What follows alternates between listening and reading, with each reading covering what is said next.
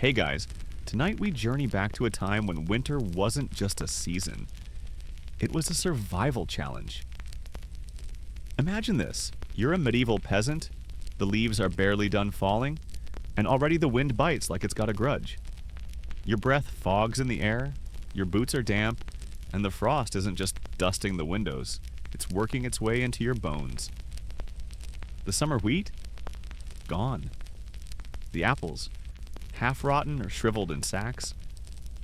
And that pig you raised? Either already eaten, or too precious to touch until things get really bad.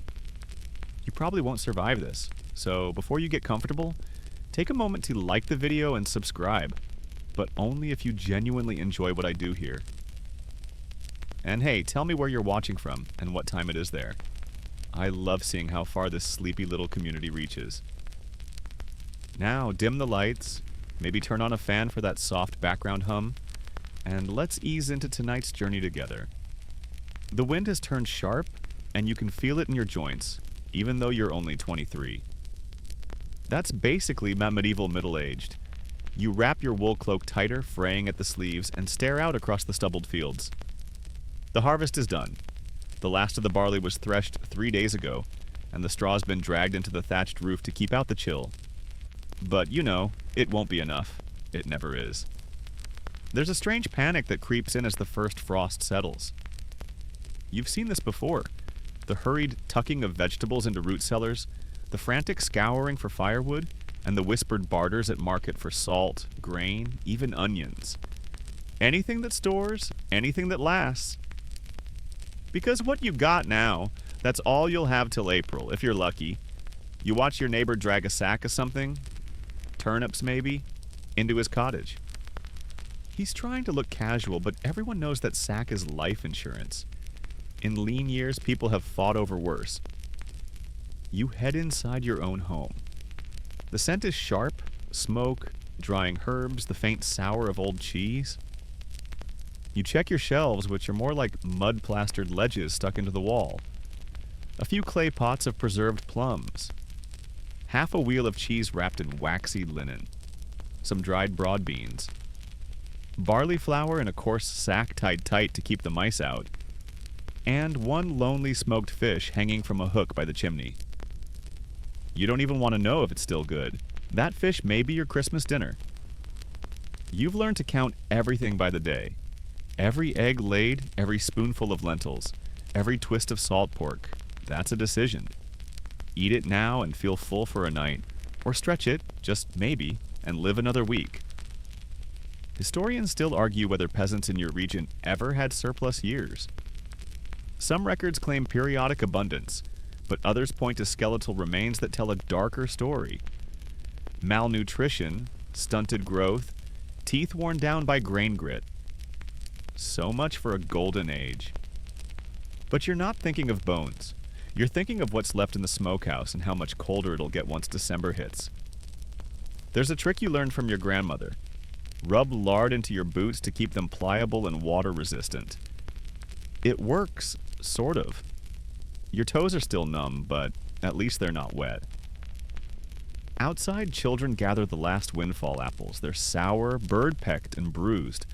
But they'll be stewed down into something edible. Maybe with a bit of honey if someone didn't already trade it for a candle. You shake your head. Kids don't know how lucky they are. Of course, neither do you. You go out to check the root pit, really just a hole lined with straw and covered with sod. There's a trick to it. Too cold, and your carrots turn to mush. Too warm, and they sprout. Today, it's just right. You reach down and brush aside the straw, fingers fumbling in the dirt, and pull out a knobby parsnip. Not exactly a delicacy, but it's sweet enough when roasted. If you've got firewood, that's another thing. Firewood isn't free. Technically, all the woods around here belong to Lord Blackwell, who's probably snoring in his feather bed, belly full of pheasant. You're not supposed to cut trees, but deadfall is fair game. So tomorrow, you'll head out at dawn to gather what the wind brings down. You just hope the reeve isn't watching. He fined old Merritt a whole shilling last week for taking a log the size of your arm. And no, you don't have a shilling. You have 3 turnips and an aching back. You trade what you can, some eggs, maybe a skein of homespun wool, for a pinch of salt or a slab of rendered fat. Fat is gold this time of year. Not just for frying, but for making tallow candles, waterproofing boots, and spreading on bread so thin you can see the crust through it. Butter? That's summer's luxury. Now it's fat or nothing. Your cousin Edith once tried to fry onions in snowmelt and goose grease. The result smelled like heaven and tasted like boiled regret. You ate every bite. At night, you tuck yourself into bed with all your clothes still on, a stone-warmed brick at your feet, and the hope that the wind won't blow the shutters loose again. The roof creaks. A mouse scuttles by. Someone coughs, deep and rattling from the other side of the room. Probably your father. He says it's just the cold. You hope that's true. It's not all bleak. There's the tavern once a week, if you can spare the coin for watered ale and news from the next village. There's laughter, bad lute playing, someone with a dog that always manages to sneak bread crusts. And sometimes, someone has a story about a miracle saint, or a talking goose, or a man who survived on nettles alone. You laugh because it's ridiculous, but also because it might come to that. You remember last winter when the snow came early and the hens stopped laying by mid-December. You remember the hush that settled in the village. Not the quiet of peace, but the tight silence of people conserving energy, of mouths chewing slowly, of children asking if there was more and adults not answering. This year, you've got a bit more, some oats, a sealed jar of pickled cabbage, even a little honeycomb. But that doesn't mean you're safe. Not until the frost lifts and something green pokes through the mud. You curl deeper under your wool blanket, thin from years of wear. Somewhere an owl hoots. The fire crackles, soft, tired, and you close your eyes thinking not about spring, but about tomorrow's breakfast. Because if there's one thing you've learned, it's this. The cold may come for your fingers, but hunger always comes for your gut. And in winter, hunger is patient. It can wait. It always waits. Morning arrives in shades of gray. There's no sunrise, really. Just a slow, reluctant brightening of the sky that filters through the tiny window in your wattle and daub wall. The air is thick with your own breath. It fogs in little clouds as you pull on stiff hose and patchwork boots, the ones stuffed with straw in place of proper soles. Your joints ache, not from illness, just from existing in a house where indoors is mostly a suggestion, and the wind has visitation rights. The house smells like damp wool and ash. The hearth has gone cold overnight, and you prod the coals, hoping something might still be alive in there. No luck. You sigh and kneel to blow a flame into life with the dry bits of bracken you gathered last week. Your fingers are slow from cold, and for a minute you think the fire might not come. But then it catches. A flicker, a puff, and soon the familiar scent of burning oak curls into the air. You need heat, not just for comfort, but for survival. Because without a fire, everything goes bad. Your bread gets damp and moldy, your root vegetables rot faster, and most critically, you can't cook. And uncooked food in winter is just an invitation to stomach cramps and regret. This is when you check the root cellar. It's not really a cellar in the sense that would impress anyone from the future. It's more like a dirt-lined pit with a trapdoor above it. You kneel, grip the iron handle, cold as betrayal, and lift the lid. A wave of earthy scent greets you. Beets, potatoes, carrots, all buried in straw and half sleeping through the season.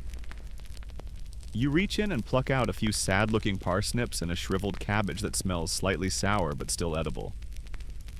Root vegetables are winter's darlings. They store well in cold, moist environments, which is lucky because that's the exact definition of your entire house. Some people go fancy and hang onions from the rafters or suspend garlic in little braids. Others just toss everything into the pit and hope the frost doesn't sneak in. You're somewhere in between. Practical, slightly lazy, and guided mostly by whatever your grandmother used to do. Historians still argue whether medieval peasants had a true understanding of food preservation, or if they were just winging it based on trial, error, and which neighbor died of food poisoning last year. But what you do know is that your family has always done it this way, and most of them survived to complain about it. You drag your finds to the table, which wobbles like it's haunted, and begin chopping with your belt knife. It's not sharp, but it's yours, and it gets the job done. Into the pot goes a bit of water, the vegetables, a pinch of dried herbs, and, if you're feeling fancy, a spoonful of bacon dripping saved from better days. It's a stew. It's always a stew. You glance up as your sister stirs under the shared wool blankets on the floor. She coughs, then groans.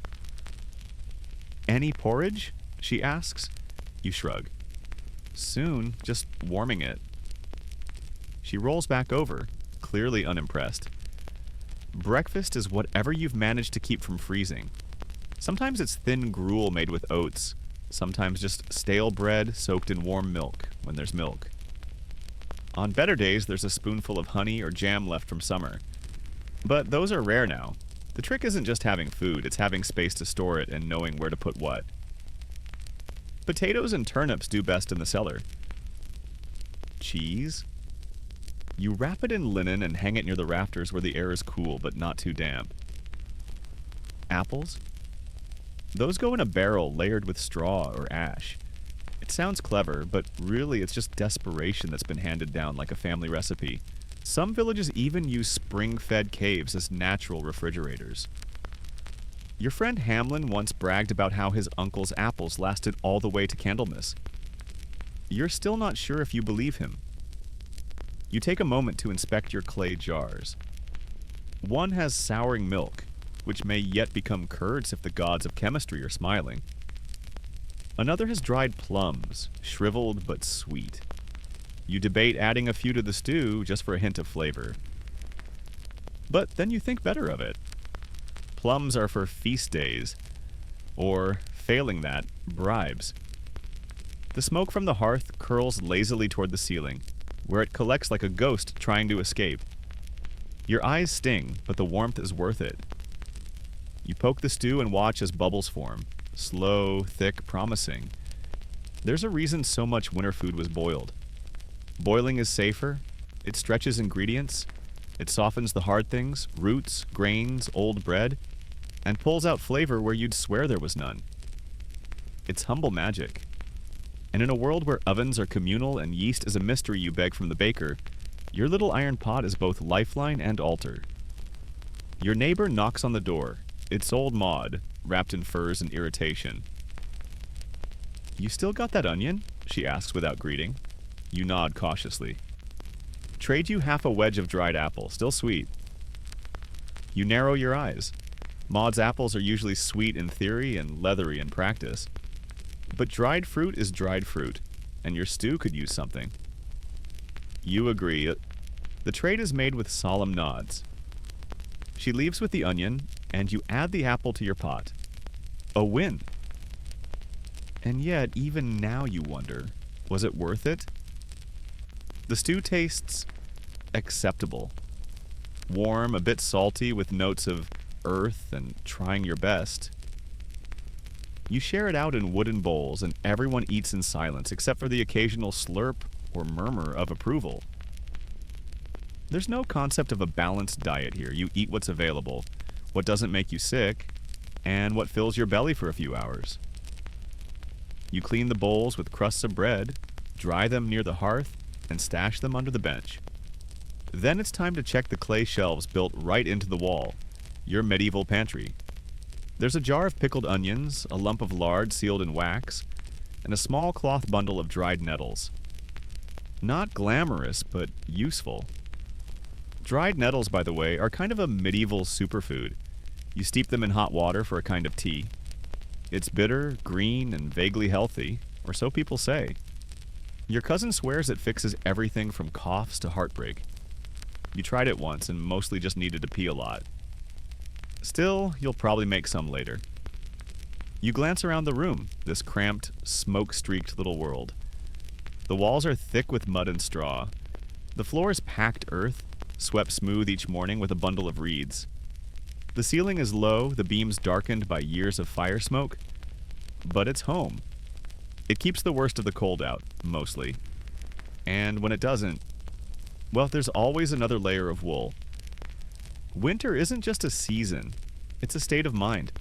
You live slower, quieter, more aware of every crack in the walls and every crumb in the cupboard. You measure time not by sunlight, but by what's left in the sack of barley. The stew pot simmers again with the next batch of vegetable scraps. You hum a bit as you stir. It's not much, but it's warm, and right now that's enough. You wake to the sound of something hard striking wood. Not thunder, not footsteps. Just a dull clunk repeating. You sit up, blanket still tangled around your legs, and realize it's the neighbor's son chopping frozen turnips with an axe. Again, welcome to winter cuisine. Today's main event? Porridge. You sigh, roll your shoulders, and start the daily routine of coaxing breakfast out of barely anything. There's a sack of oats tucked under the bench, coarse, a bit dusty, and probably home to more than one weevil. But you've stopped caring. You flick a few out, mutter an apology to no one in particular, and toss the rest into your pot with water from yesterday's melted snow. Porridge isn't glamorous, but in winter it's the dependable friend who never leaves. Every medieval peasant has eaten more porridge than they care to admit. Wheat porridge, barley porridge, oat porridge. Sometimes rye if you're feeling dangerous. You can cook it with milk if you've got any, or water if you don't. Some people add scraps of bacon fat. Others stir in dried beans. Once you heard a monk made his with fish guts and called it soul cleansing. You didn't ask questions. You stir your pot slowly, watching it thicken into that familiar beige swamp. It smells like history and despair, and maybe comfort if you're hungry enough, which you usually are. There's a trick to good porridge: patience. Boil it too hard, and it burns at the bottom, leaving little black flakes in every bite. Not that you toss it out, you just pretend the burnt bits add depth. As the mixture bubbles, you remember how porridge used to be more than food. It was a statement. Not in the fashion sense, of course, but in terms of survival. In lean times, it's what separated the full from the faint. Rich folks might dabble in porridge, sweeten it with dates or milk, serve it from silver bowls. You eat it from a rough wooden spoon, chipped at the edge and warmed by years of use. Historians still argue whether medieval peasants had enough calories to get through winter without starvation. Some skeletal remains show signs of chronic undernourishment. Others suggest that porridge-heavy diets, while repetitive, could just barely meet survival needs, assuming you didn't burn too many calories chopping firewood or, say, chasing runaway pigs. Speaking of pigs, you glance toward the door where your neighbor's sow squeals from its pen. Lucky them. Pork means lard, sausage, trotters for stew, and blood pudding if you're bold. You're not bold, not when it comes to pig's blood. The porridge is nearly done. It trembles gently like it knows what's coming. You dip your spoon in, blow on it, and taste. It's bland naturally, but warm and thick and oddly grounding. You add a few flakes of salt, stir again, and ladle it into bowls. Your brother grumbles as he sits up, blanket around his shoulders like a monk's robe. Porridge again? You raise an eyebrow. You want a feast? Catch a goose. He shrugs, then eats. Everyone does. That's winter's rule, no complaints unless you're cooking. You add the dregs of yesterday's stew to the remaining porridge and set the pot aside. That'll be lunch or supper, depending on when hunger hits hardest. Stretching meals is both an art and a grim necessity.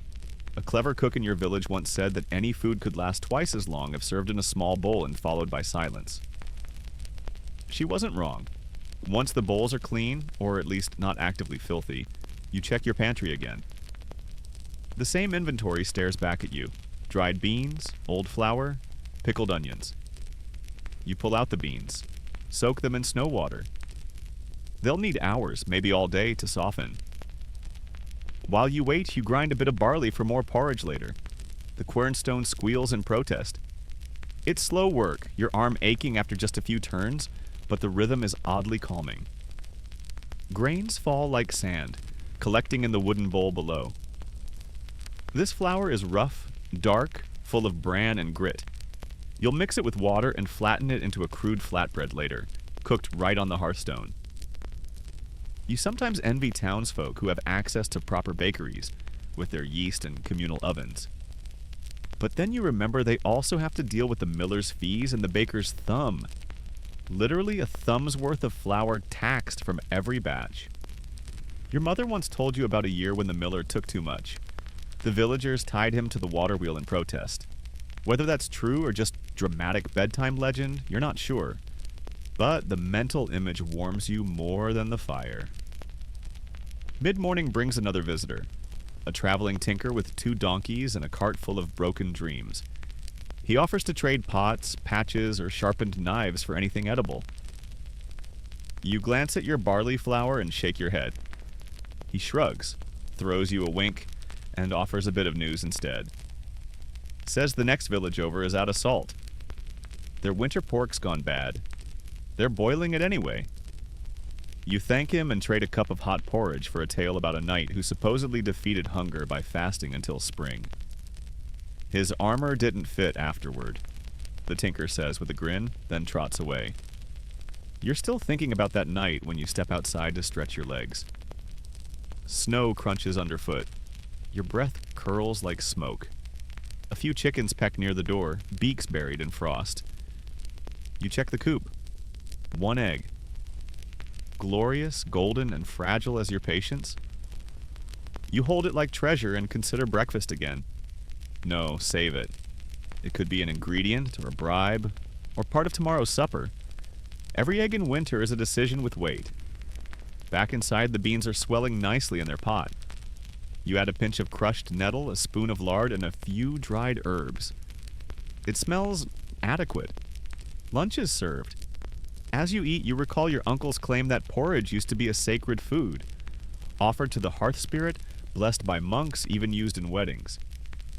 He also claimed to have once seen a ghost eating porridge by moonlight, so grain of salt. Still, the idea of porridge having spiritual value is oddly comforting. Maybe if you eat enough, the gods will notice and send spring a little early. Probably not, though. By dusk, the sky turns the color of pewter, and the cold creeps back in like it never left. You refill the stew pot with water, soak more beans, and tuck the flour away. You hang your spoon on its nail, bank the fire with coals, and settle into your straw mattress beside your siblings. Tomorrow, you'll eat porridge again. And you'll be grateful. Sort of. You're up before the sun, again. But that's not saying much, because in the dead of winter, the sun barely bothers to show up at all. Just a slow smudge of gray over the tree line, like the sky is trying to remember how to be alive. Today is forage day. You pull on your roughest, warmest clothes, the ones still stiff from last week's damp, and cinch your belt a little tighter. Not because you've lost weight, though you probably have, but because it gives the illusion of being full. A medieval trick. If you can't fill your belly, squeeze it. You sling your basket over your shoulder, tuck a hunk of cold barley bread into your coat for lunch, and head out toward the woods. It's you and a few others from the village. Not a formal expedition, more like a quiet understanding. If we don't find something out there, we'll be scraping lichen off the walls come February. The forest feels ancient in the snow. The trees all hunched like old monks, their limbs weighed down with frost. It's quiet except for the crunch of boots and the occasional sniffle. You keep your eyes low, not because you're ashamed, though that too, but because the ground is where the good stuff hides. Foraging in winter is like treasure hunting with 0 clues and 1 functioning nostril. First stop, wild garlic. You know the place. A little dip near the frozen stream where the earth breathes slightly warmer. If the ground isn't too hard, you can dig some up. Your knife scrapes through frost, then hits a soft patch. Jackpot. A handful of narrow bulbs, sharp-smelling, life-giving. You wrap them in cloth like they're pearls. Next, you check the rotting logs for mushrooms. not the obvious ones. Winter mushrooms don't shout, they lurk. Pale, rubbery, and half frozen, they peek out from under moss like shy cousins at a family feast. You find a few. One has a slug frozen to it. Bonus protein? You chuckle to yourself. Historians still argue whether medieval peasants knew which mushrooms were safe. Some say they used trial and error, mostly error. Others claim knowledge was passed down carefully, guarded like a family secret. You stick to what your grandmother taught you. If it smells like a wet boot but doesn't scream back, it's probably dinner. Along the way, you gather pine needles. Bitter, yes, but good for tea. Your aunt swears they keep the scurvy away. You also collect bark scrapings, moss, for insulation, not eating, unless you're really desperate, and a few stray nuts. Most are hollow or bug-eaten, but one acorn is intact. You pocket it like gold. Your friend Jory finds a squirrel nest. Empty now, but it means the area's been stashed with food. You both scan the branches. There, wedged in the crook of a limb, a cache of nuts and seeds. You climb, ignoring the creak in your knees, and recover a small stash. Not much, but enough to toast on the hearth tonight. The squirrel probably hates you now, but winter's no time for guilt. The cold bites harder as the wind picks up. Snow begins to fall in those slow, lazy flakes that seem pretty until they soak through your gloves. You chew on your barley bread, hard enough to chip a tooth, and sip melted snow from your leather flask. Lunch of champions. On the way home, you stumble across a patch of rose hips, red, wrinkled, clinging to the thorns like stubborn little fruits. You pluck them carefully, mindful of the tiny hairs inside that make your throat itch. They'll make tea, maybe even jelly if you had sugar, which you don't, but you'll steep them anyway. Add honey if you're rich, or dreams if you're not. Back in the village, you share your finds. It's an unspoken rule. A handful for you, a pinch for the stew pot, a whisper for the old woman down the lane who hasn't left her bed in 3 days. Kindness is currency, and one day it might be you needing someone's mushroom stash. You sort the haul by the fire. Garlic bulbs, a few wild mushrooms, a handful of pine needles, cracked walnuts, 2 tiny apples that somehow survived a frost, and that one perfect acorn. You line them up like medals. Dinner is a wild forage stew, if you're generous with definitions. You slice mushrooms, add the pine needles, and toss in a few of yesterday's beans for bulk. You even break out the pickled onions. Your brother makes a face, but eats anyway. You chew slowly, savoring every hint of bitterness, every trace of earth. This is food the forest gave you.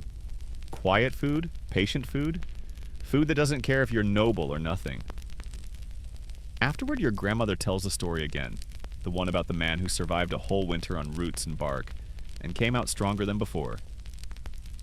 You nod along not because you believe it, but because her voice is warm and steady, like a blanket in story form. The fire is low, the pot is empty, the wind howls like it's trying to steal the last of your warmth. But you're okay. You found food today. You won today. The butcher's gone quiet this winter.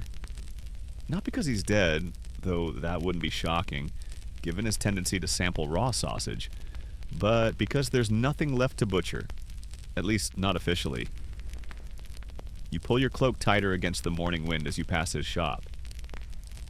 The shutters are drawn and a streak of blood, old, frozen, marks the doorstep. Probably from the last pig slaughtered before the snow stuck for good. Meat in winter is a luxury, a legend, a shimmering dream that smells faintly of bacon and regret. If you're a peasant, which you are, you likely haven't had real meat since late autumn. Maybe around Michaelmas, when the last of the pigs were traditionally slaughtered to avoid feeding them through the lean months. Everything after that? Salted, smoked, or fantasized. Your household has one strip of pork fat left, cured and curled like an ancient scroll. It's kept wrapped in cloth, hidden behind a pot of beans, and only brought out during very special moments. Like if someone gets married, or dies. Sometimes both in the same week, but today, you might get meat. a whisper spreads through the village. Someone snared a rabbit. Your boots slide over the icy path as you follow the trickle of villagers heading toward old Cedric's place. He's the trapper, part legend, part menace, and fully incomprehensible. But when he sets snares, they catch. Usually, you push through the crowd huddled near his cottage. And there it is, held up by its limp back legs like a medieval lottery ticket. A rabbit. Scrawny, maybe diseased, but undeniably edible. Its fur is mottled with snowmelt, and its eyes are glassy. A perfect winter feast. Cedric squints at the group. She's mine, but I'll sell the meat. 1 strip per person. Fat goes to the priest. Bones to the dogs. No one argues. That's the unspoken peasant economy. Finders keepers, priests get perks, and bones. Well, bones go to whoever can boil them the longest. You wait in line, trade a small bundle of kindling for a finger-length piece of hind leg, and cradle it like treasure all the way home. When you arrive, the kitchen is already warm. The pot is bubbling. Your sister's chopping carrots like she's mad at them. You add the rabbit meat to the stew. It disappears instantly beneath the beans and broth. But the scent? Instant transformation. That one piece of rabbit unlocks a cascade of memories. Feasts, festivals, better years. Meat does that. Your mouth waters as the stew thickens. Even the dog sits up straighter. When it's ready, you divide it carefully. No second helpings, no tasting beforehand. Each bowl holds a small miracle. Warmth, protein, and that elusive flavor known only as meatiness. It's gone in minutes. You lean back, belly half full and heart oddly buoyant. 1 strip of rabbit stretched across 6 bowls, and suddenly winter seems slightly less impossible. Historians still argue whether medieval peasants consumed meat regularly or saved it strictly for holidays. Parish records suggest many had access to it seasonally, especially during autumn slaughter. But archaeological digs of peasant homes often find few animal bones, hinting that meat was precious, rare, and usually reserved for those who could hunt. Or steal. And no, before you ask, you're not technically allowed to hunt. All the game in the forest belongs to Lord Blackwell. Poaching is a hanging offense. But you know for a fact that someone in the village owns a crossbow with the serial number scraped off. You also know the reeve looks the other way if he gets the heart. Still, most of the meat you see in winter isn't fresh, it's salted. Salt pork, when you can get it, comes in gray slabs that smell vaguely like wet dog and store-bought despair. But boiled long enough with beans or barley or even just a cabbage leaf, it becomes stew. Always stew. There's also dried meat, though not everyone can afford the salt. Some air cure slices by hanging them near the hearth, turning them daily until they resemble leather belts. Others preserve meat in fat, creating something called confit, though you've never seen it done outside a manor kitchen. Then there's blood. Not the poetic kind, the literal kind. Blood pudding, blood sausages, blood pancakes. Yes, those are a thing. When a pig is slaughtered, nothing is wasted. The blood is mixed with oats or barley and spices, if you're fancy, and cooked into something hearty, dense, and disturbingly metallic in taste. Your family made it once. It looked like something scraped off a battlefield, but it fed everyone for 2 days. Even the cat tried it. And then there's awful organ meat. Liver, kidneys, heart. Rich in nutrients, terrible in smell. The brave eat it first, the desperate eat it cold. You've also heard tales, maybe myths, of communal roasts. Whole pigs or sheep on spits shared by the entire village. You imagine the crackle of fire, the golden skin, the oil dripping into flames. But that's probably just a Yule fantasy, or maybe something from the manor. You've been to the Lord's feast once. One glorious, awkward, meat-stuffed evening when you were 12. You remember a roast swan, a real one, decorated with its own feathers after cooking, which was equal parts impressive and terrifying. You also remember eel pie, which tasted like sadness in pastry form, and a jelly made from boiled hooves that wobbled in time with your nausea. Still, It was meat. At the table now, someone sighs. Wish we had that rabbit's head. Makes good broth. Your grandmother scoffs. I remember when we ate crow. Actual crow. You believe her. She also claimed once to have made stew from hedgehog. Wrapped it in clay, baked it under coals, peeled the spines right off. You're not sure if that's a recipe or a warning. The fire pops, the pot is clean, and for the first time in weeks, you feel full. Just for tonight. You stretch out on the floor by the hearth, warm stone at your back, a wool blanket over your shoulders, and the lingering taste of rabbit on your tongue. Outside, snow falls soft and slow. Inside, no one speaks. Because right now, everyone is quietly, reverently thinking the same thing. That was meat.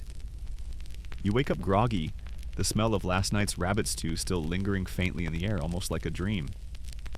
But when you sit up and see the clean pot hanging above the hearth, dream over. Back to the usual suspects. Today is bread day. You stretch, cracking joints that feel like they've aged 3 decades overnight, and pull on your stiff boots. The sky outside is lead gray again, the kind of color that whispers, no sun today. Try again tomorrow. Bread is the backbone of your winter life, not the fluffy, crusty loaves you've maybe heard described by a wandering monk or the manor cook. No, your bread is the opposite of fluff. It's dense. It's flat. It's chewy in that this might dislocate my jaw sort of way, and you're grateful for every bite. You reach for the barley flour you ground yesterday. Still a decent amount, though the sack's growing noticeably lighter. You mix it with cold water, a pinch of salt, and maybe, just maybe, a touch of sour starter you've been nurturing on the shelf in a clay jar. It smells a bit off, like wet socks, but that's apparently normal. Yeast is weird like that.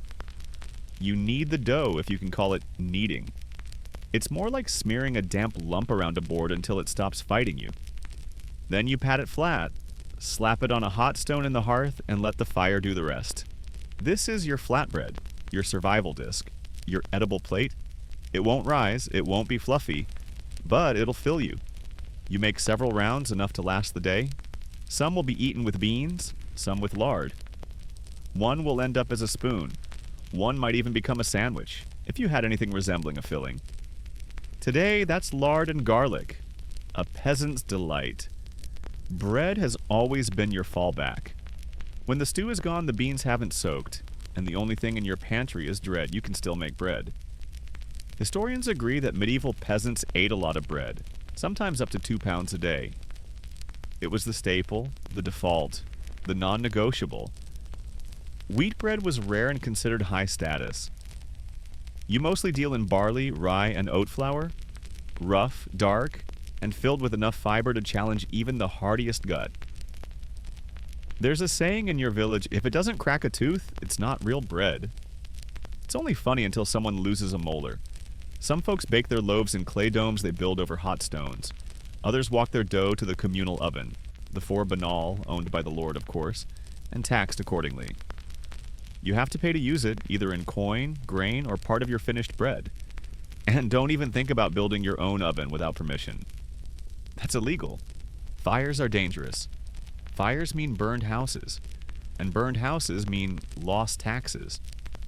So the local reeve keeps a close eye on smoke and soot. You remember one time old Oswin tried to build a personal oven out of bricks and faith. It lasted 2 weeks before the reeve tore it down and fined him 3 chickens. Oswin never baked again, but your family sometimes pools resources with the neighbors, makes enough dough for a dozen loaves, then pays the oven fee together. You walk down to the edge of the village where the stone oven sits inside a soot-streaked hut and wait your turn. Today, though, you're doing it all at home. Fire, stone, flatbread, simplicity at its finest. As you flip the latest piece off the hearthstone, it lets out a soft crackle, steam escaping from within. The scent is earthy, warm, and deeply unpretentious. You call everyone to eat. It's a humble breakfast, flatbread with a smear of goose fat, some leftover broth drizzled on top, and a single brave garlic bulb roasted to sweetness. Your brother complains. Your sister chews slowly, pretending it's meat. You say nothing. You just eat. Later, you prepare more dough for tomorrow. Might as well get ahead. As you work, you think about how bread tells a story. About your family, your status, your desperation. Lord Blackwell eats white bread. Fine flour sifted 3 times, light as a cloud. His table never sees rye, never sees oat. His bread is a symbol of power, even if it tastes bland. Yours? It's stone-baked, uneven and dark like the soil outside. But it keeps you alive. Still, not all bread is created equal. There's trenchers, stale slices used as edible plates. You've seen those at feasts. The rich scrape off their sauce-soaked bread and toss it to the servants, or dogs, or both. There's manche, the fancy white loaves, and maslin, a mixture of grains which is your bread most days. Whatever scraps of flour you have go into it, sometimes even chestnut flour when someone's feeling adventurous. Oh, and there's horse bread. You've never actually eaten it, but you've smelled it. Coarse grain, bran, beans, and whatever else is left from milling. Technically meant for horses, but some say it fills a belly just the same. You hope you never find out. Historians still argue whether the average medieval peasant got enough nutrients from bread alone. Some records suggest bread covered up to 80% of daily calories. Others note widespread nutritional deficiencies, especially in bad harvest years. Either way, when grain was scarce, people turned to substitutes. Acorns, pea flour, even sawdust. Yes, actual sawdust. You don't recommend it. By afternoon, you're baking again. This time for a neighbor who offered to trade a jar of honey for 6 flatbreads. A deal you'd be foolish to decline. You pack the bread in linen and walk it over. The honey is golden, thick, and slightly fermented. It smells like sunshine trapped in a jar. You take a long sniff before tucking it away. That's for tomorrow, or the next celebration, or maybe never. Just knowing it's there is enough. Back home, as you sit by the fire, a wedge of flatbread in one hand and a lukewarm mug of pine needle tea in the other. Your brother's already snoring. Your sister's mending socks with twine. The dog gnaws on the remains of yesterday's broth bone. Outside, the wind starts up again, howling past the shutter like a wolf denied entry. But inside, you've got bread. You've got fire. You've got one warm moment in a season built from cold. The morning begins with bells. You're not sure why it always surprises you. The church bell rings every day, matins, lauds, prime, and all the others you never fully memorized. But something about hearing it echo through the frozen stillness makes your stomach clench in a way that food can't fix. Today is a fast day. You groan. Of course it is. The church calendar rules everything: birthdays, feast days, weddings, planting, harvest, and yes, your stomach. And while feast days might get all the love in the stories, there are way more fast days. Over 100 a year, in fact. Some years, it feels like every other day is either a fast or a vigil, which is a fast with better marketing. You pull on your cloak and shuffle outside, breath puffing out in little clouds, and make your way to the church square where the priest is already droning through something Latin. You catch words like caritas and penitentia, but mostly you're focused on staying awake. You're not just fasting from meat today. No dairy, no eggs, no cheese, no fat. Water, bread, and maybe some legumes if you're sneaky. It's a day of spiritual clarity, which is a poetic way of saying, please enjoy being even hungrier than usual. You mutter to your friend Tom as you pass him, "What's the saint today?" He shrugs. Does it matter? No meat either way. You nod grimly. It's true. Doesn't matter if it's Saint Somebody's Beer Day or the eve of Saint Anonymous the Forgotten. Your stew's going to be thin. Back at home, your sister's poking at a pot of lentils with the enthusiasm of someone about to drink dirty bath water. It's Friday, she mutters. Of course it is. Friday equals fish. You sigh. Because while you technically could have fish today, that assumes you live near a coast, a river, or a fishmonger. You don't. Your fish today will likely be salt herring if the trade cart makes it through the snow. If not, beans. With a bit of regret. And yet, some people try to get creative. You've heard of noble kitchens serving beaver tail on Fridays? Yes, really. Because it's considered fish-like. You'd try it. Not because you agree with the logic, but because it sounds like it has flavor. Historians still debate how strictly peasants followed fast days. Some believe the rules were bent all the time, especially in rural villages where oversight was scarce. Others suggest that the spiritual pressure combined with social expectation meant most folks did their best to comply, even if it meant chewing dry bread and pretending it was heavenly.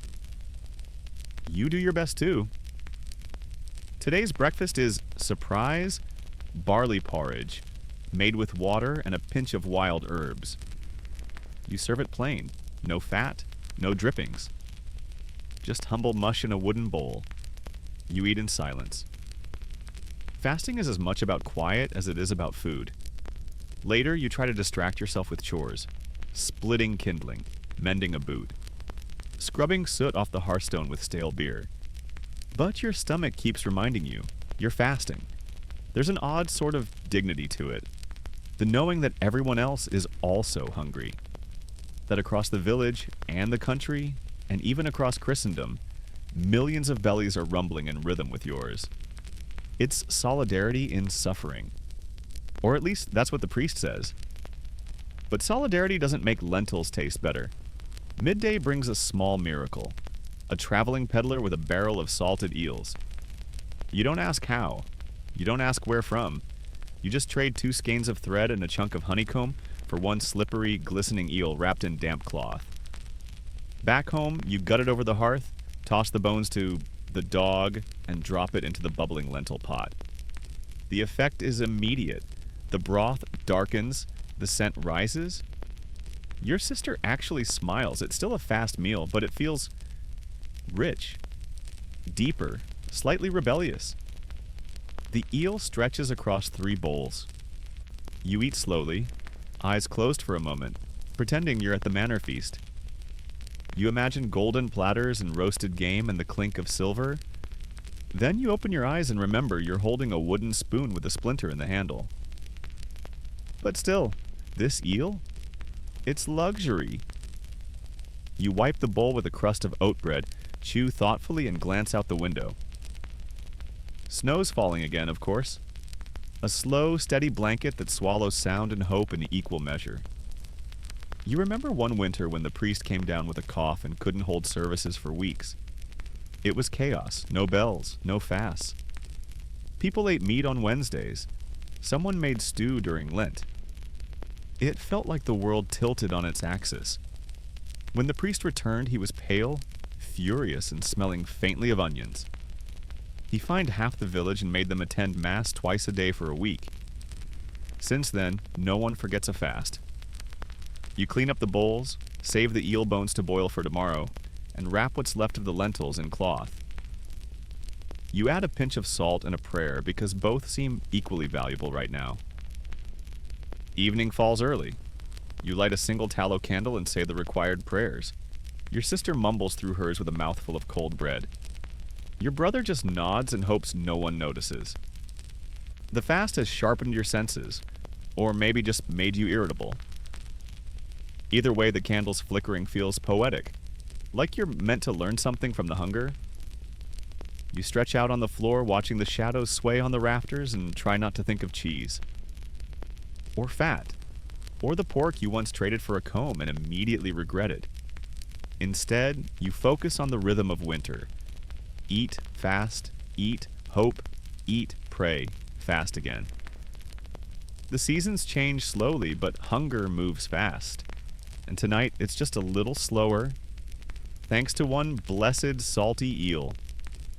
You know it's going to be a strange day when the first thing you put in your mouth is a mug of warm ale. Not fresh ale, mind you. Nothing bubbly or golden or worth writing a poem about. No, this is small beer. A weak, watery brew that barely counts as alcohol. and definitely doesn't count as satisfying. But it's safer than water, and right now, that's the point. You take another sip and try not to gag. It tastes like someone whispered barley into a bucket and forgot to stir. Water, in your world, is not to be trusted. Not in winter, not ever. The well might be frozen.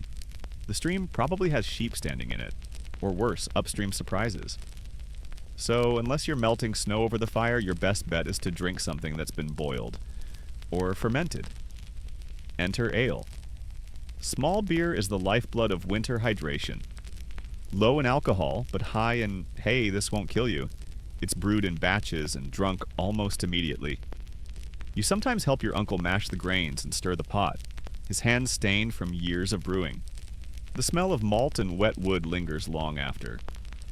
Historians agree even children drank ale. Not to get tipsy, but to avoid dysentery, which in fairness is a pretty good reason. Of course, if you're lucky, or just sneaky, you might get a taste of stronger stuff, like mead. Ah, mead. Honey wine. A golden liquid so rare and precious, it's mostly spoken of in poems and wedding songs. You've tasted it twice.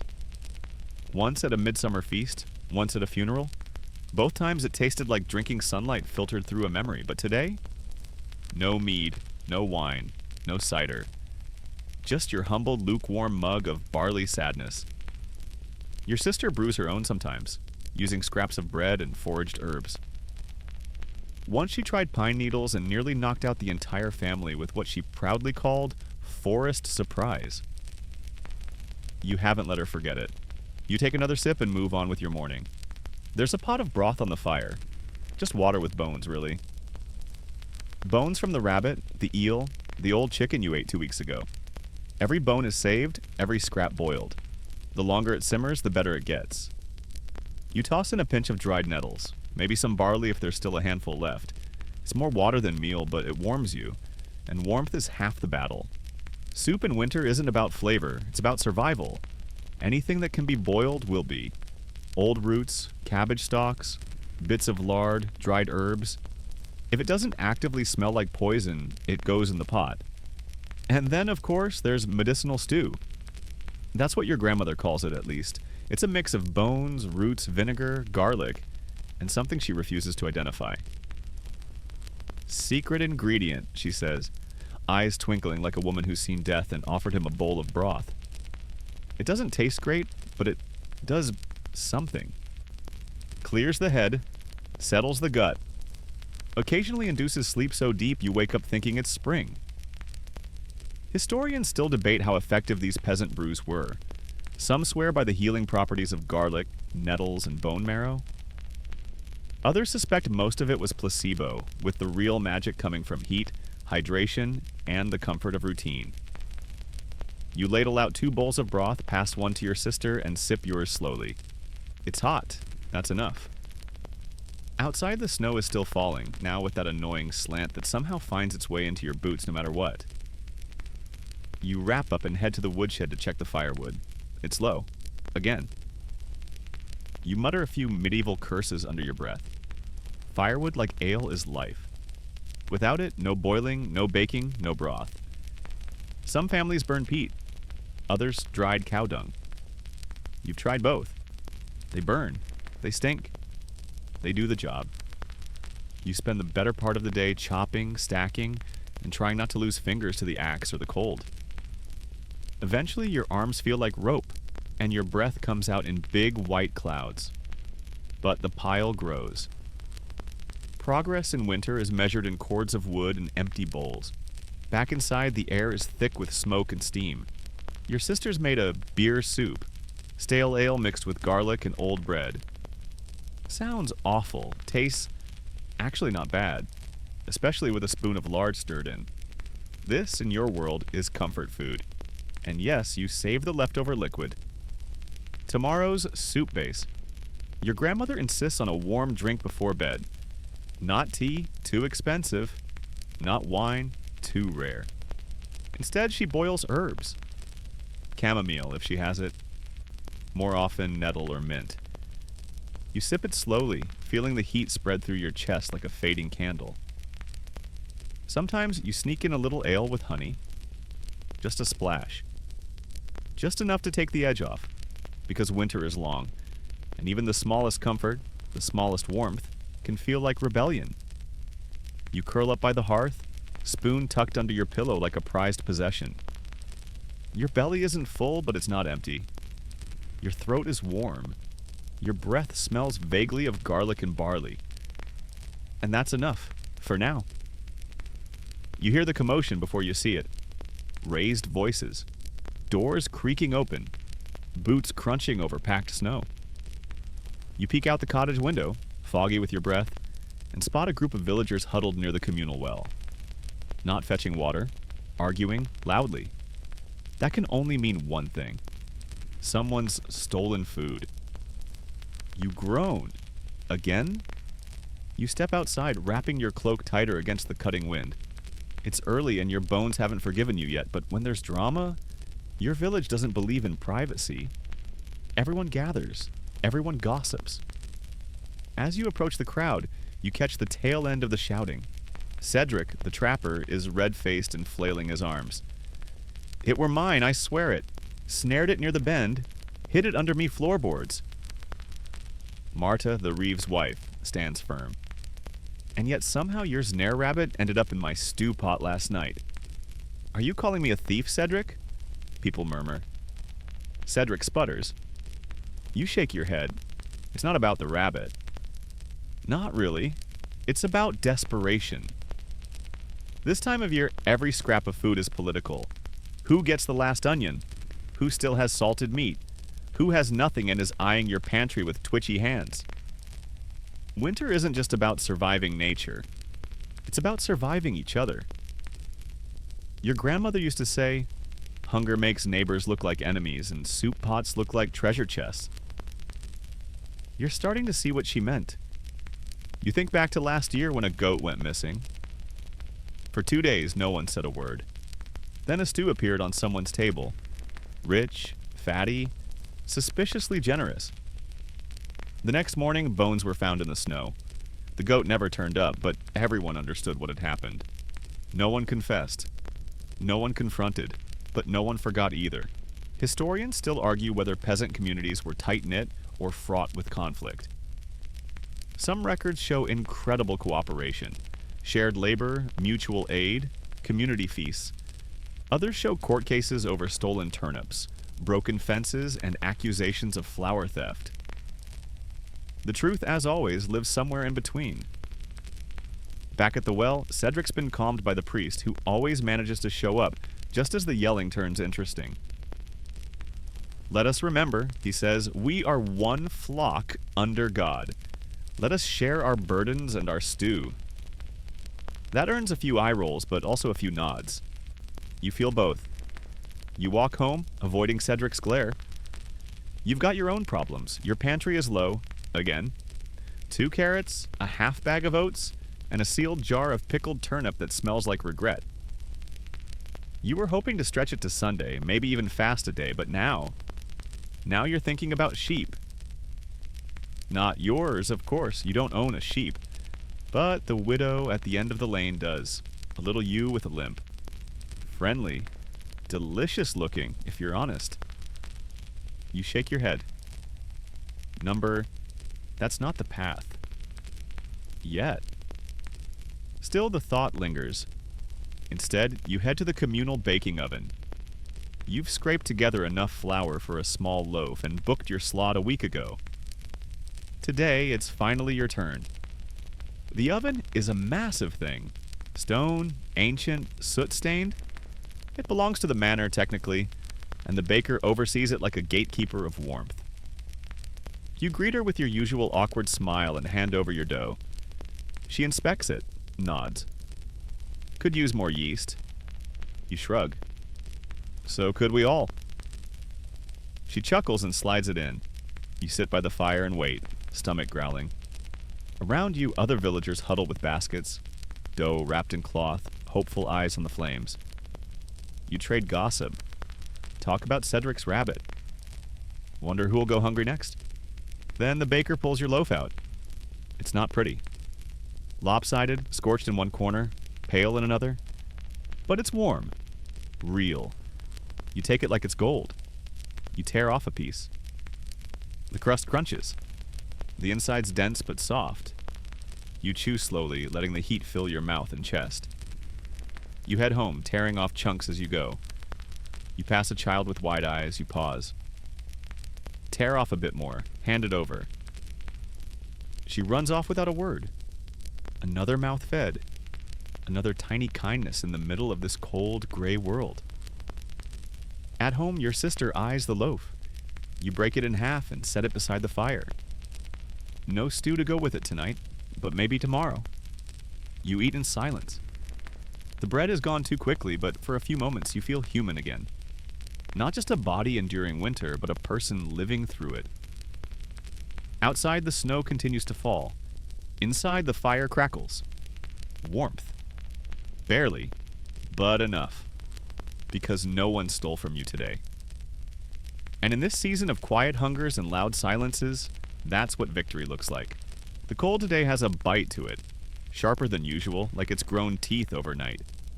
You wrap your cloak tighter, duck your head against the wind, and clutch the coarse sack in your hands like it holds the meaning of life. Because, in a way, it does. Inside the sack is flour, barely a handful, ground from a mix of barley and rye, the kind of flour that's more grit than grain.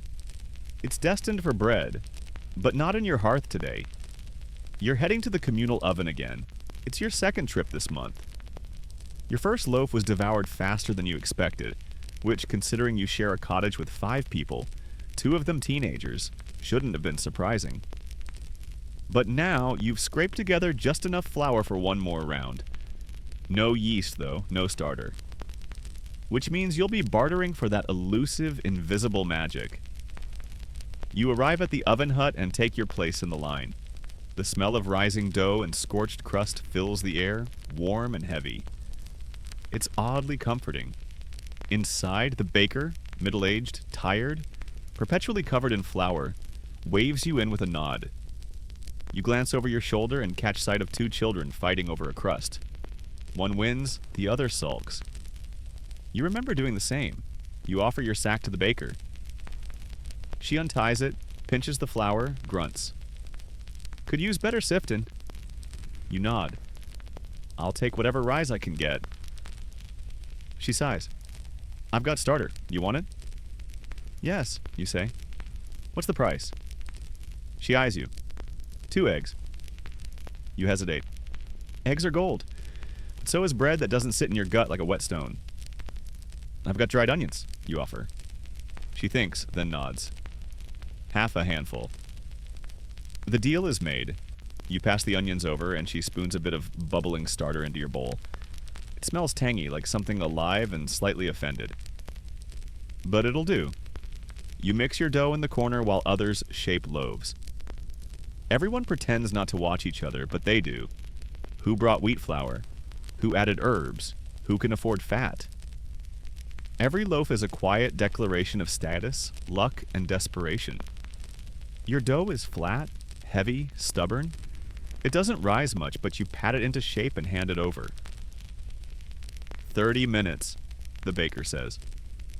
You nod and settle by the fire, listening to the low hum of conversations around you. Talk turns, inevitably, to bread fraud. Did you hear about the miller? Someone says. Been mixing sawdust in the flour again? Another shakes their head. At least it's not chalk this time. Bread fraud is the open secret of peasant life. You don't get the luxury of pristine flour. Sometimes you get bark dust. Sometimes bean husks. Sometimes things you don't want to know about. The miller always denies it, of course, but people have started coughing more. Children with belly aches. And the flour? Grittier than it should be. Historians still argue how widespread these practices were. Some claim bread adulteration was rare in tight communities. Others say it was rampant, especially in times of grain shortage like this one. Either way, your teeth know the truth. When your loaf emerges from the oven, it's misshapen but beautiful in its own way. Browned at the edges, steam rising gently. You tear off a corner, it's chewy, dense, vaguely sour, but not awful, not chalky. A small miracle. You wrap it in cloth and carry it home like treasure. On the way, you pass the manor. You don't usually look. It's too frustrating. But today, you can't help yourself. The smoke from their chimney smells sweet. Roast goose, maybe. You imagine golden crusts, bubbling pies, servants carrying platters the size of your entire table. You imagine white bread, soft and pure, stacked in baskets. Your loaf feels suddenly very small in your hands. You shake the thought away. Not helpful. You've got mouths to feed. Back home, the cottage is quiet. Your sister is patching a sock. Your brother is scraping soot off a kettle with a stick. You place the loaf on the table and everyone perks up. You slice it carefully. 6 pieces, uneven of course. Nothing is perfect in winter. You pass them around. You eat in silence. The crust crunches. The inside is warm. A little bitter, a little sour, a little perfect. And then, just as you think maybe today will pass without drama, there's a knock at the door. It's the Reeve. Everyone freezes. You open the door, heart thudding. He doesn't smile. He rarely does. Got reports of stolen grain, he says. From the Lord's storehouse. Your mouth goes dry. I've done nothing, you say quickly. Maybe too quickly. He narrows his eyes. Not accusing, just asking. You see anyone carrying more flour than they should? You think of Cedric, of Marta's Rapid, of the quiet desperation that sits behind every set of eyes in this village. No, you say softly. No one. He stares a moment longer, then nods, steps back into the snow and vanishes. You close the door. Sit back down. The bread is cold now, but you eat it anyway. Because tomorrow, someone else might knock, and you want to remember what full feels like. The pantry is quiet. Not just empty, quiet. A kind of silence that hums in your chest, that makes your hands pause just a second longer on the latch, like they're bracing for bad news. You open the door anyway. You have to. Inside, 1 shriveled onion, a lump of barley flour that's more husk than grain, and a small cloth bundle of dried thyme you've been saving since summer. The rest? Gone. No beans, no oats, no root vegetables, no lard. Even the mouse that used to live behind the sack of turnips has packed up and left. This is what they call the deep winter. The middle. The stretch between maybe we have enough and we definitely don't. And if you're being honest, it's always worse than you remember. You step back and let the pantry door swing shut. The sound is soft, final. Your sister's voice cuts through the stillness. What's for dinner? You pause. Soup, you say. Again. She doesn't ask what kind. She doesn't ask what's in it. Because by now everyone knows, soup is a shapeshifter. It can be hearty and thick or nearly invisible. Tonight it will lean toward the latter. You start the fire, boil water, and stir in whatever you can find. Half an onion, some wild garlic, stale crust mashed into pulp. You scrape the bottom of the salt jar and toss in a pinch, more for hope than flavor. This is the kind of meal that doesn't fill you, it buys time. And time is what you need. Because rumor has it, the famine might be coming back. Not the little kind, where things are just tight. The real kind. The kind with names and memories. Like the Great Famine of 1315. The one your grandmother talks about with a flat voice and distant eyes. She lived through the tail end of it. Barely. She was 5 when the rains came and wouldn't stop. Grain rotted in the fields. Hay never dried. Livestock starved in the mud. People, too. Some say it was 3 years of hunger. Others say 7. Historians still argue over the true scale, but the stories never change. Villages shrinking, children vanishing. Bark soup, leather stew. You stir the pot and try not to think of that. This winter isn't nearly that bad. Yet, but it's bad enough. The harvest was thin. The salt fish cart didn't arrive. And then there's the bread tax. It used to be a minor annoyance. a few extra coins to use the mill or to bake at the communal oven. Now, it feels like a wall between you and survival. You've heard of villages that rebelled, that stormed the Lord's storehouse, that baked illegal bread in hidden clay ovens. You've also heard of what happened to them. Spoiler, it involved ropes, so no rebellion. Just soup. The pot bubbles gently. The onion scent is faint, barely there. You serve it out anyway. Wooden bowls, 1 scoop each. Your sister stirs hers and frowns. There's no fat, you nod. You used the last of it yesterday. She doesn't complain, just eats slowly. Later that night, you venture out to trade. You wrap yourself in everything you own. 2 cloaks, 3 scarves, a belt tight enough to bruise, and walk to old Len's cottage. Len is a hoarder, everyone knows it, but he's also fair, and weirdly generous if you catch him in a good mood. You knock. He opens the door, suspicious as always, his beard full of crumbs and secrets. What do you want? Trade. You hold up your offering, a bundle of firewood and a wooden spoon carved from you. It's smooth, beautiful. Took you a whole day to make. He squints. For what? Dried beans. He grunts. Half a scoop. You nod. It's more than you expected. Inside his cottage, the shelves are stacked. Beans, barley, smoked fish, bundles of herbs tied with string. You try not to stare. He hands you the beans in a cloth pouch. You hand over the spoon. He turns it in his hands, nods in approval, then closes the door. You walk home in the dark, the pouch warm in your hands like a heartbeat. Tomorrow you'll soak them, stretch them into stew. Maybe there'll even be leftovers. You remember a story the priest told once about a saint who turned 1 cup of lentils into an endless feast? You tried to believe it. You really did. But right now you believe in trade, in spoons, in beans that aren't made up miracles. Back home you hang the pouch by the hearth. It looks small, but it glows in the firelight like a trophy. You sit. You breathe. You're still hungry. But you have beans. And in the deep silence of a winter pantry, even that feels like wealth. Your fingers are stiff as you peel back the cloth, covering the bean pot. The beans soaked overnight, plumping ever so slightly, their wrinkled skins now smooth and taut like they're pretending to be fresh. You smile a little because beans pretending is still better than beans breaking apart into paste. It's bitter cold again, one of those mornings where even the fire feels unsure of itself. You wrap your cloak tighter and start the morning task of kindling the hearth, coaxing flame from ash like it's a fussy child. When the fire finally catches, it sighs like an old man and begins to warm the stones around it. Today's goal: warmth.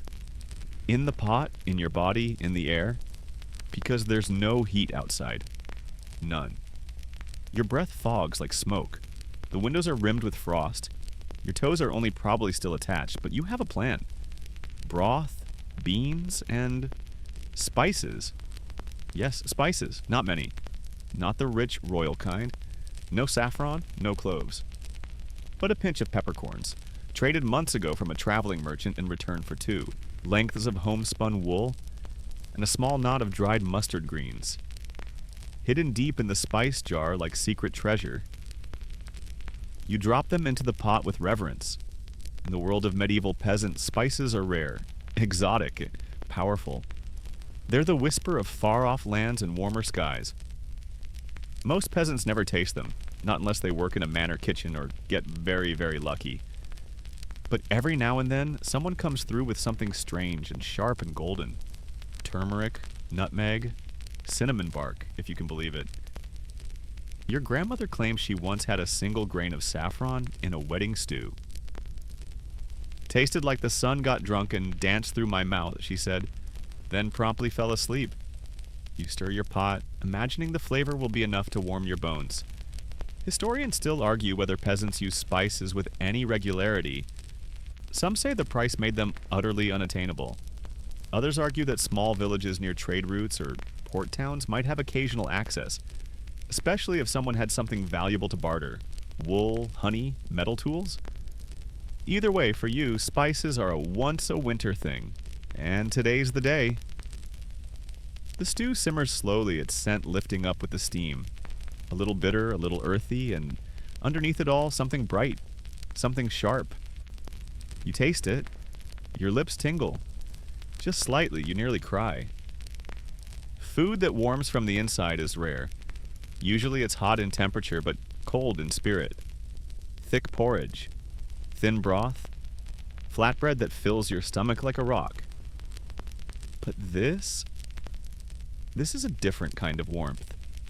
A little glow that starts behind your eyes and settles into your chest. You call your sister and brother to eat. The bowls are smaller today, you're rationing, but they don't complain. They smell the spice and they know. Your brother slurps greedily.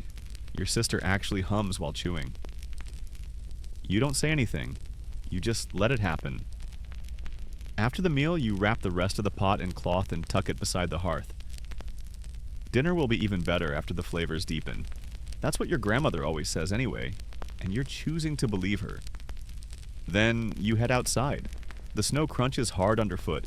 The cold stings your eyes, but you need more wood, more herbs, more something, because winter's not over. Not by a long shot. As you walk through the woods, you spot a cluster of berries, dark, sharp-smelling, almost oily. Not for eating, but good for steeping. You gather a few. Then some pine cones for the hearth. Then a branch of dried mint, long forgotten under a drift. Small things, all of them. But when you live like this, small things aren't small. On the way back, you stop by Maud's place. She's sitting by her fire with a bandaged foot and a scowl that could curdle milk. You offer her a pinch of the peppercorns. She gives you a cube of aged cheese in return, hard as a rock, sharp enough to fight with, but real cheese. Your sister nearly faints when she sees it. You shave tiny pieces into the stew that night. Just enough to change it, to lift it. Dinner becomes a celebration. Quiet. No songs. But everyone's posture softens. The silence isn't hunger anymore, it's satisfaction. You sit by the fire after chewing the last corner of bread and stare into the flames. You think about how you've tricked the winter for one more day. Fooled it into letting you feel comfort. Into letting you be full. Into letting you believe for just a few hours that warmth can start from the inside. And you wonder what you'll trade next. Because you know it'll come again. That cold. That ache. But for now, you're warm. Your youngest sibling is crying again. It's not a loud cry, just that small, pitiful sound a child makes when they're too tired to wail and too hungry to sleep. You're not sure if it's worse than the full-blown sobs or not. All you know is that it settles in your chest like a rock and won't go away. You glance over, she's curled up near the hearth, clutching a piece of linen stuffed with straw, a makeshift doll with one button eye. Her cheeks are hollow. Her hands, too small for the world, are red from cold. There's not enough food. And this? This is the Hungry Gap. It has a name. You heard it first from the old Reeve, back when you were still small enough to be distracted by shadows. Comes every year, he said, between Candlemas and the first green things. Always does. Always will. The Hungry Gap isn't famine. Not exactly. It's the season when the stored food runs out, but the new harvest hasn't even begun to think about growing. It's purgatory with wind chill. You open the pantry. Again, you don't know why you keep hoping. There's a handful of beans, maybe enough for soup if you bulk it out with foraged roots. One last onion. A crust of bread harder than the bench it's sitting on. You wrap them up like they're precious, because they are. You go outside. The snow's mostly gone, but the world isn't green yet. Just brown, soggy, and stubborn. You kneel beside the garden patch, not because anything's growing, but because you want to see it. You want to remember that life still exists under this dead blanket of winter's leftovers. You dig into the soil. It's still too cold for planting, still stiff, reluctant, but you check anyway. In some places, if you're lucky, nettles start to appear this time of year. They're sharp, stinging little devils, but boiled, they're food. You find a few tiny green points pushing through the mud. A miracle. You harvest them carefully, avoiding the sting. You know the trick, fold the leaf over itself before you touch it. You fill half a basket with nettle tops and wild garlic. On the way home, you spot a few sorrel leaves clinging to life. You take those too. You're not the only one out here. You see your neighbor's boy crouched in the field, pulling something out of the ground. Parsnips, maybe, or weeds. You wave. He doesn't. Back home, you boil water, toss in the foraged greens, and stir in the last of the beans. The smell is sharp, green, earthy, bitter. You pretend it's fragrant. You pretend it's enough. Your sister perks up as you ladle it out. She eats slowly, the way children do when they're hoping each bite might lead to another. You pretend not to notice how small her portion is. You give her yours before she asks. You drink hot water with salt instead. Historians still argue whether the Hungry Gap was the true killer of medieval winters. Not famine, not plague, not war, but this silent, predictable stretch of weeks where nothing grows and everything runs out. Some scholars point to parish records that show spikes in illness and infant deaths in March and April. Not January, not December, but now, when hope is a concept and hunger is a fact. You feel it in your bones, in your skin. Your belt fits differently. Your boots feel looser. You sleep more because it passes time. And you talk less because words require energy. The priest visits the cottage after supper. He brings news of a family 2 lanes over. The baby didn't make it. No one says much. Just nods. Someone hands him a bowl of soup. He blesses it and eats it in silence. You lie in bed that night with your eyes wide open. You try to count the days until the wild herbs grow tall. Until the chickens start laying again. Until the roots soften and the trees show green. Until the sheep fatten and the fields begin to stir. You try not to count how many meals you have left. You remember years ago hearing a story about a man who planted peas too early. He kept them warm with ashes from his hearth, tucked them in with moss and straw. They sprouted before anyone else's. His family lived through the gap that year. Everyone else starved. You wish you remembered how he did it. The next morning, you're out early. You spread compost in the garden, even though it's still frostbitten. You water the earth with melted snow. You talk to the dirt like a mad person, or a desperate one. Just grow, you whisper. Please. The sun rises slow, weak, cold, but it rises. And somewhere under your bare feet, under the rotting mulch and damp soil, the first threads of life are stirring. And the gap? The gap might not last forever. There's a strange smell in the cottage. Not awful. Not like rot or mold or whatever came out of Cedric's shoes last week. No, this is different. Smoky, oily, almost waxy. You follow your nose to the hearth where your sister is crouched with a flat rock and what appears to be a candle stub in one hand and a piece of bread in the other. You raise an eyebrow. She doesn't look at you. I'm experimenting. With wax? She shrugs. It's edible. Probably. You squint. Is it? Historians still argue. You sigh. Welcome to the strange realm of desperate eating. The things you do when hunger stops being a temporary feeling and starts being your full-time identity. It starts innocently. Scraping the bottom of the flour sack, reboiling bones, pretending hot water with herbs is soup. But over time, as the hungry gap yawns wider and your body gets quieter, you begin to consider other options, like candle wax. You don't eat it, of course, not yet. But your sister has clearly decided to test the limits. She slices off a bit with a knife, sets it next to the bread, and examines it like it might blink. You walk away before you're forced to participate. Instead, you look through the scraps bin.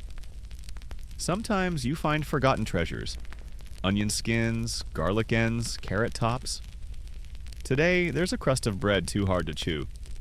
You crumble it into the broth pot, add some warm water, and stir until it looks vaguely edible. You taste it. Bland, gritty, dull. So you add salt. Then a handful of ashes. Yes, ashes. From the clean part of the fire. Your grandmother says they're good for digestion. Probably not true, but it gives the soup a smoky flavor. And right now, flavor is all you've got left. Later that day, you hear about Marta from 3 cottages down. She's been eating clay, not dirt. Clay. The kind used to plaster walls. She swears it settles the stomach, that it absorbs the hunger somehow. The priest told her to stop. She told him to come back with bread. No one has seen him since. And then there's the story of the boy who ate his boots. Boiled the leather 3 times, scraped off the dye, softened it with vinegar, and chewed for hours. Did it help? Who knows? But he's still alive. And his boots aren't. Your cousin swears by a special blend of bark and moss. Says it fills you up if you chew it long enough. Tastes like sadness, he says, but better than air. You sit by the fire that night, nibbling a piece of stale barley cake laced with crushed nettle. You chew slowly, very slowly, because you've learned that eating is a performance now. You don't rush it. You savor it, even when it's awful, especially when it's awful. You remember once in your early childhood being given a real pie. It had meat in it, and spices, and a golden crust so flaky it crumbled when you touched it. You cried while eating it, not because it was emotional, just because it reminded you how good things could be. Tonight's dinner is boiled onion peel and a mashed turnip. You don't cry, but you do imagine the pie. Sometimes in moments like this, your family shares stories of other strange meals. Remember the time we tried to roast chestnut shells? Remember when we made broth from boiled rope? Remember the fish head? Everyone laughs. Kind of. You lie in bed later, your belly not quite full, but no longer aching, and you try not to think about the candle wax, or the clay, or the day your sister seriously considered boiling the rag doll's cotton stuffing. Instead, you think about spring. Soon the sorrel will be green. The hens will start laying. The woods will be full of wild garlic and mint and rabbits so careless they practically walk into the stew pot. Soon you'll eat bread that doesn't taste like bark. Soon. Maybe. You drift off, not full but not empty, suspended in that strange space where hunger meets habit and your brain stops asking your body questions it can't answer. You wake up to birdsong. It's faint, hesitant, like even the birds aren't entirely convinced it's worth the effort. But it's there. And that changes everything. You sit up slowly, your back protests, your neck is stiff, but you swing your legs off the straw mattress and pad across the packed dirt floor toward the window. There, through the greasy glass and a smear you wiped last week with the edge of your cloak, you see it. A shoot. Just one. Barely a whisper above the mud. Pale green, bent slightly from the weight of frost, but alive. A weed, probably, but a living one. Your breath catches. Because this is the beginning. Candlemas has passed. The days are longer now. The wind is still cold, yes, but there's a softness to it. A memory of warmth. The kind that brushes your skin and says, not yet, but soon. You throw open the door. The garden still looks dead, but there's movement. A few blades of grass, a thawing puddle. The remnants of snow, thin as lace, shrinking in the shade. You kneel in the dirt, sleeves pushed up, and run your fingers along the frozen bed. Not for work, just to feel it. It's no longer solid. You light the hearth with shaking hands, not from cold, but from something like adrenaline, or relief, or hunger's quieter cousin, hope. You boil water. Add crushed sorrel leaves you kept dried in a cloth bag all winter. Then the last of the salt. A few shavings of hard cheese. The smell is sharp, lemony, alive. Your sister wakes up. She smells it too. Is that green? You nod. Sorrel, from the fence line. She sits up so fast her braid whips around. You found sorrel. You pour 2 bowls. It's barely soup, really. More like hot water with floating bits of leaf and potential. But you both eat like it's a feast. The taste is strange. Bright. Like licking a copper coin and chasing it with sunshine. After breakfast, you do something radical. You clean.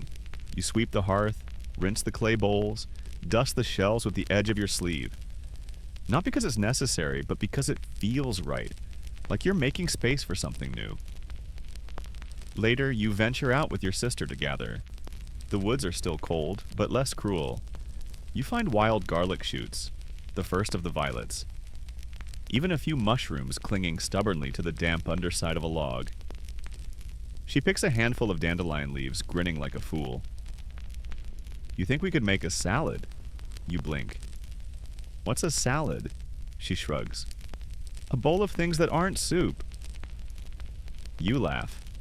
Back at the cottage, you boil the mushrooms with barley and a handful of dried greens. You fry the garlic in goose fat you'd forgotten about, tucked in a jar behind a stone in the pantry like a gift from your past self. The flavor is intoxicating. Dinner feels must-be indulgent. Not because it's rich, but because it's fresh. You don't have to imagine spring anymore. You can taste it. After the meal, you sit by the hearth, feet stretched toward the fire, and let your belly rest. It's not full, not yet, but it's satisfied. Your brother tells a story about the time he caught a fish with his bare hands. Everyone laughs. It probably never happened. Doesn't matter, because tonight there's laughter, and that means something has shifted.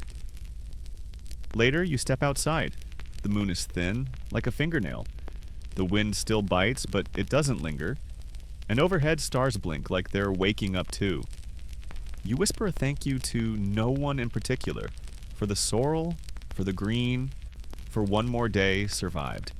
Then you go back inside, pull the blankets over your shoulders, and exhale.